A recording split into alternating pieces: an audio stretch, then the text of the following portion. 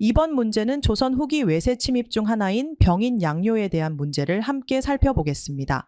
먼저 문제를 보시죠. 다음은 조선 후기 외세 침입과 관련된 사료이다. 이에 대한 설명으로 옳은 것을 고르시오. 사료 내용은 다음과 같습니다. 서양의 선교사들이 불법으로 백성들을 미혹하고 음모를 꾸미니 조정에서는 신하들과 논의하여 천주교를 배척하고 죄인을 엄히 다스렸다.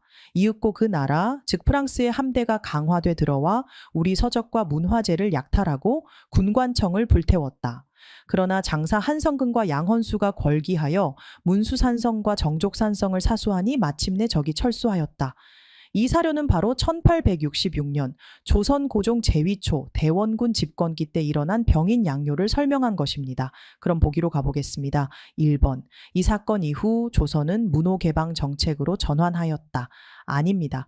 병인 양요 이후 조선은 오히려 쇄국 정책을 강화했습니다. 개항은 훨씬 뒤인 1876년 강화 도조약에서 시작됩니다. 2번. 이 전쟁의 원인은 조선이 프랑스와 조약 체결을 거부했기 때문이다. 이것도 틀렸습니다. 병인 양요의 직접 원인은 병인 박해, 즉 프랑스 선교사들을 처형한 사건이에요. 조약 거부와 관련된 갈등은 미국과의 신미양요와 관련이 있습니다. 3번. 이 사건에서 프랑스군은 외교장각을 약탈하고 일부 의궤를 가져갔다. 정답입니다. 외교장각에 보관되어 있던 의궤 등 왕실 도서와 유물을 약탈했습니다. 이 책들은 훗날 프랑스 파리 국립도서관으로 반출됐고 2011년 우리 정부는 임대 형식으로 일부 반환받았죠. 4번. 조선은 이 전쟁을 계기로 병인 박해를 중단하고 천주교를 인정하였다. 아닙니다. 조선은 오히려 더 강하게 천주교를 탄압했으며 천주교가 공인된 건 1894년 가보개혁 이후의 일입니다. 해당 유형의 문제를 풀기 위해서는 조선 후기 개항기의 병인 양요와 신미 양요를 비교 정리가 필요합니다. 두 사건 모두 대원군 집권기, 조선이 쇄국 정책을 고수하던 시기에 일어났습니다. 자, 하나씩 정리해 볼게요. 먼저 병인 양요입니다. 발생 시기는 1866년 고종 즉위 초기 대원군이 실권을 잡고 있던 시점이죠.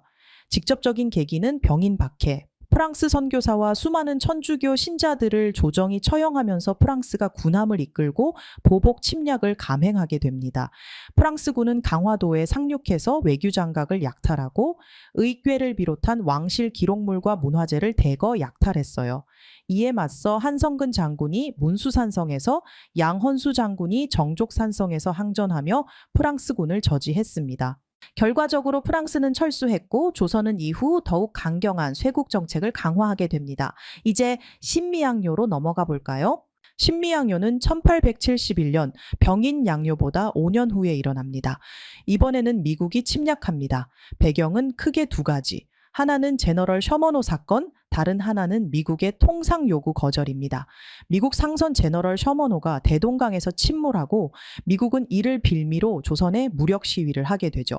미군은 강화도 초지진, 덕진진, 그리고 광성보를 공격했고 이때 조선군은 끝까지 저항했습니다. 특히 어제연 장군은 광성보에서 싸우다 장렬히 전사했습니다. 신미양요 이후 조선은 서양 오랑캐와는 통하지 않겠다는 척화비를 전국에 세우며 쇄국 의지를 천명합니다. 정리하면 두 사건 모두 조선이 외세의 침입에 맞서 싸운 사건이고 결과적으로 쇄국 정책을 더 강화하게 만든 계기가 되었죠. 이 주제는 문화사와 정치사를 모두 연결해서 나올 수 있으니 꼭 정확히 비교해서 기억해 두세요. 다음 8번 문제로 넘어가 보죠.